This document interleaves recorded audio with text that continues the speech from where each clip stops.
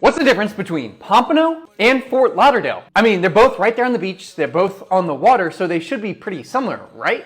Well, technically yes, but they are pretty different at the same time. Pompano's definitely a lot slower than Fort Lauderdale overall. Not to mention the beach in Pompano is definitely a lot quieter and way less commercialized, and there's even a pier shaped like a fish. While Fort Lauderdale definitely has a lot more going on the beach with restaurants, bars, hotels, and even condos. Now boating is definitely big in both, with both having an inlet right there, so Pompano has Lighthouse Point Inlet, and Fort Lauderdale has Port Everglades. And both even have a great selection of parks. I will say outdoor activities is a huge part of life here. Now, where they really start to differ is the downtown areas. Fort Lauderdale has a true downtown, Pompano really does not. Which leads into the next point. Obviously, Fort Lauderdale is a little bit bigger, there's a lot more going on, and there's even an entire row dedicated to shopping, dining, and entertainment with Las Olas. And I'd argue that Fort Lauderdale is a lot more walkable than Pompano, but the whole draw to Pompano is the quietness and calmness, which I think ties into the nightlife a little bit as well. Now, don't get me wrong, Pompano has some great options, a lot more low-key, I personally love it, but Fort Lauderdale has way more going on with bars, clubs, and even rooftops. And this is where it gets interesting. A ton of development is going on in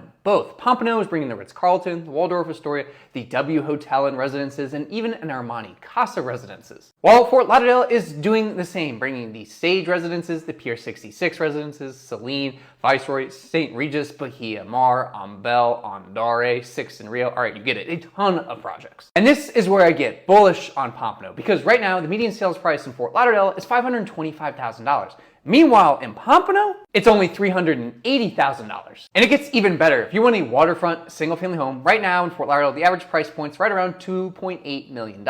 But in Pompano, it's only $1.5 million, already $1 million savings with all the investments going into the city. So, are you bullish on Pompano, or is Fort Lauderdale still the move?